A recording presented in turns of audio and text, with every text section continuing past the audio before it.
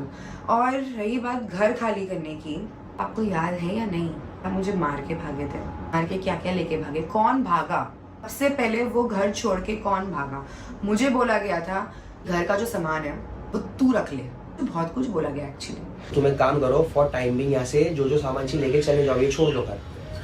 नहीं, ये घर तो दोनों छोड़ना पड़ेगा, सॉरी। तो क्या हो गया? नहीं मैं नहीं बाद में नहीं ले नहीं सकता हूँ नहीं ये नहीं घर। नहीं नहीं, हाँ तो बाद में लो ना। ये भी बोला गया था, खारघर वाले घर की बात कर रही हूँ।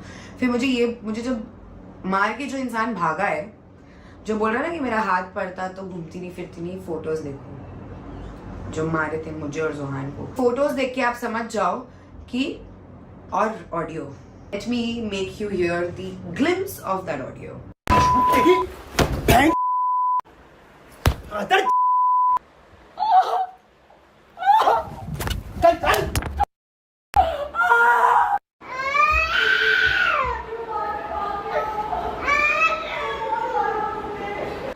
हे गाइस, वेलकम बैक हो गया है चैनल पर। बात करेंगे hello guys, welcome back to my YouTube channel. तो आज हम बात करते हैं निदा और सूफियान के डाइवोर्स से रिलेटेड इशू को लेकर। निदा और सूफियान जो एक टाइम पे परफेक्ट कपल गोल बना रहे थे, वो आज इंटरनेट पे सेपरेशन की अगली साइड दिखा रहे हैं। तो स्टोरी स्टार्ट होती है निदा के एक स्टेटमेंट से। निदा सूफियान के ऊपर एलिगेशन लगाते हुए बोलती है कि उसके ऊपर फिजिकली वायलेशन और चीटिंग हुई है।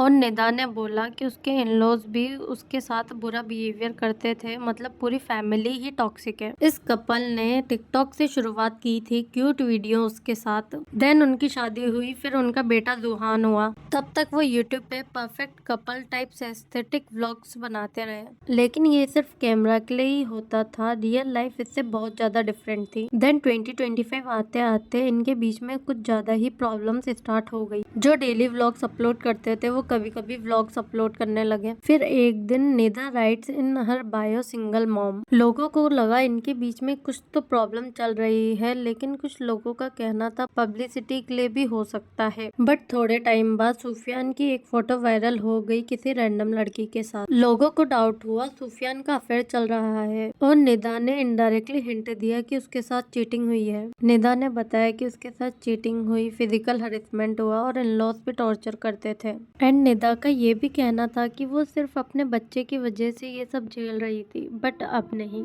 इस पर रिएक्ट करते हुए सूफियान ने अपनी साइड रखी और बोला निदा सेपरेशन चाहती थी पर वो रेडी नहीं था। घर में इतनी फाइट्स बढ़ गई थी कि बिल्डिंग वालों ने नोटिस दे दिया, या तो लड़ाई बंद करो नहीं तो फ्लैट खाली कर दो। मतलब बिल्डिंग वाले भी सब जानते थे और परेशान हो गए थे। सूफियान फर्दर क्लेम करते हुए बोलता है निदा ने उसके जान पहचान वालों को कॉल करके बोला कम विटनेस अगेंस्ट हिम, बोल दो कि वो कैरेक्टरलेस है। और फिर एक्स गर्लफ्रेंड का स्क्रीनशॉट दिखाया जिसमें ऐसी वाइब थी कि निदा ने एक्स को भी इन्वॉल्व किया था विटनेस बनने के लिए, बट स्क्रीनशॉट ब्लर थे, उससे प्रूफ कंफर्म नहीं होता। सूफियान बोला निदा जिद्दी थी, घर खरीदने के पीछे पड़ रही थी, जिससे उसने 80 लाख का लोन ले लिया और EMI 70,000 पर मंथ 30 साल तक चुकाना है। मतलब शादी और बच्चे के बाद ऑलरेडी बहुत सारी रिस्पॉन्सिबिलिटीज आ जाती है, उसके बाद EMI देना बहुत भारी पड़ने लग गया। अगस्त में निदा सेपरेट हो गई। सितंबर आते ही